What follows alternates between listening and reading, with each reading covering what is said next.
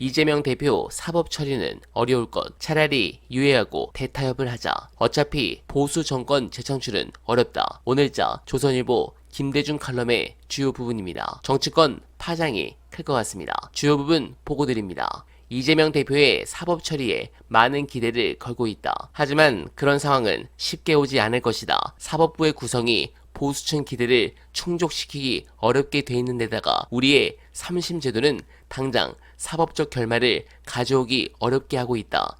엊그제 미국에서 있었던 트럼프 공화당 대통령 후보에 대한 사법 당국의 선고 연기 결정은 우리에게도 영향을 미칠 수 있다. 즉 사법이 정치의 영역에 영향을 주고 싶지 않다는 법조계의 판단이다. 개혁 과제에 한정해서 야당과 대타협을 한다는 것도 한 옵션이다. 이 경우 이 대표의 사법 처리를 유예하도록 정리할 수 있다. 이도 저도 아니면 현 상태대로 지리멸렬하게 연명해서 역사에 보잘것없는 한 페이지로 남는 것이다. 보수 정권 재창출도 단연코 포기할 수밖에 없다. 윤 대통령 개인의 흥망성쇠도 중요하지만 현재 연장선상으로는 보수 정권의 재창출은 난감한 상태다. 네, 김대중조차 이재명 대표 사법 처리는 힘들고 보수 정권 재창출이 어렵다고 보는군요. 재밌는 지점입니다. 그런데 용산은 아직 정신을 차리지 못했습니다. 중요한 영상 보시고 이어가 보겠습니다. 윤 대통령 그리고 대통령실 사람들이 문재인 전 대통령 싫겠죠. 항상 비호당하니까. 비호당하면 더 나온 게 하나도 없으니까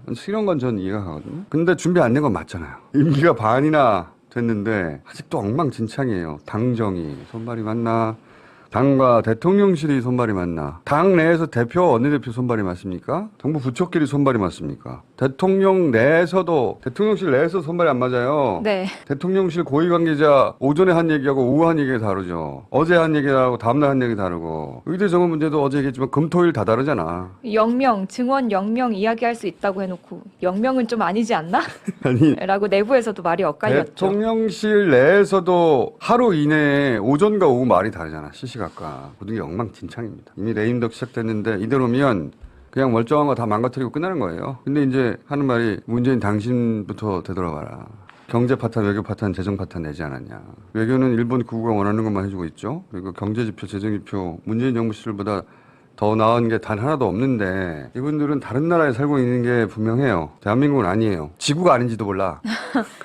경제 파탄, 외교 파탄, 재정 파탄 자기소개 아닙니까? 자, 그런데 문재인 전 대통령 수사한다고 어제 신모 청와대 행정관 굳이 추석 밥상 위에 올리려고 하는 거라고 보는데 어떻게든 괴롭히려고 하죠. 밥상 위에 올리려고 합니다. 네, 공감합니다.